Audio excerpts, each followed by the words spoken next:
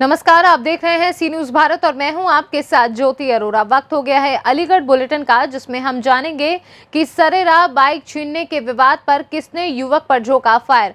इन खबरों के साथ अन्य खबरों को भी जानेंगे विस्तार से, तो आइए शुरू करते हैं खबरों का सिलसिला।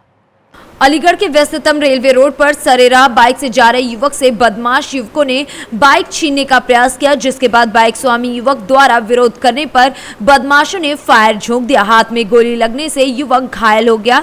वहीं आनन फानन में घायल को जिला अस्पताल मलखान सिंह में भर्ती कराया गया।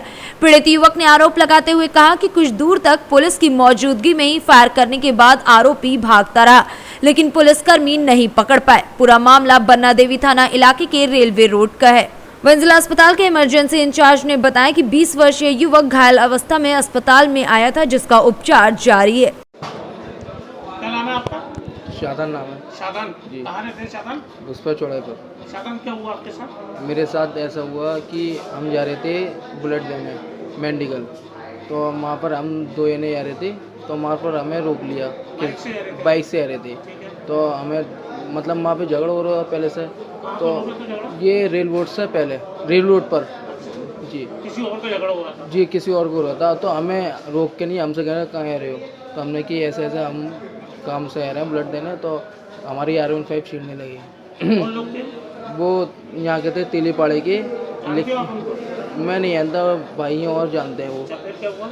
फिर उसके बाद हमारी गाड़ी फाड़ी छीनने लगे, तो हमने फिर वहाँ पे जीप खड़ी थी, तो उनको देख के नहीं, फिर वो भाग गया, फायर वो ला गया 10 कदम पर और लग गया फायर। अच्छा, उन्होंने 10 कदम दूर रख के फायर बोला था? जी जी सामने से बोला था फायर?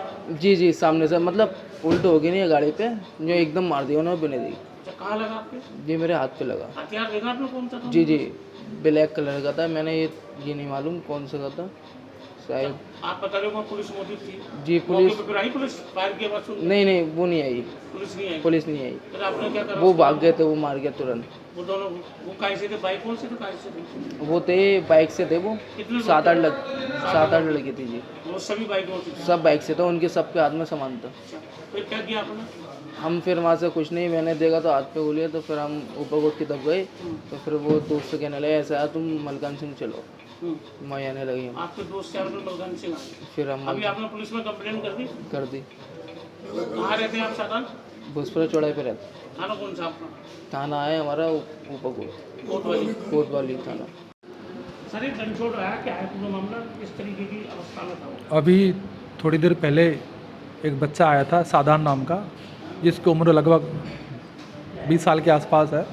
जैसा कि उसने बताया कि उसको किसी ने गोली मारी है बाएं बाजू में, हाथ में चोट का निशान तो है।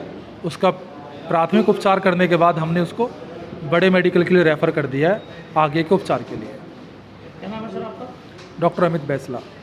अलीगढ़ से सी न्यूज संवाददाता संजीव शर्मा की रिपोर्ट।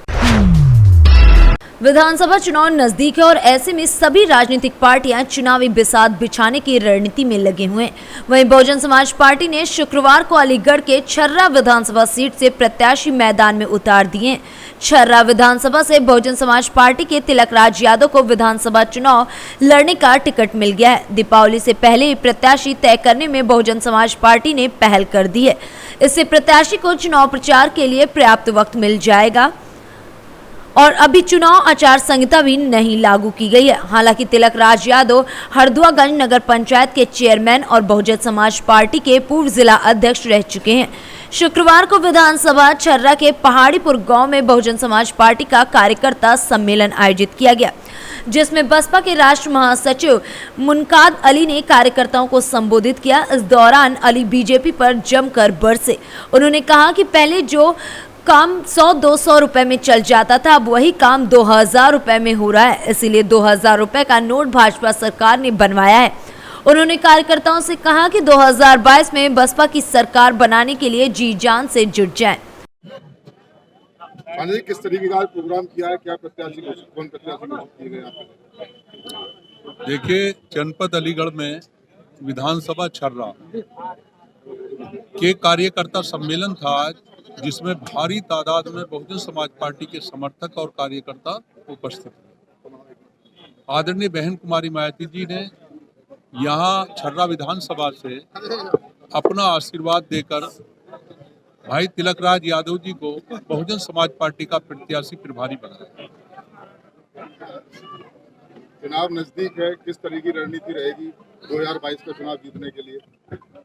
देखिए, हमारी नेता आदरणीय बहन कुमारी मायावती जी का एक नारा है, सर्वजन हिताय सर्वजन सुखाय। आज सर्व समाज के भाई बहुजन समाज पार्टी के साथ हैं और हमें उम्मीद है कि भारी तादाद में हमारे विधायक जीतेंगे और स्पष्ट बहुमत की हमारी सरकार। अलीगढ़ से सी न्यूज संवाददाता संजीव शर्मा की रिपोर्ट।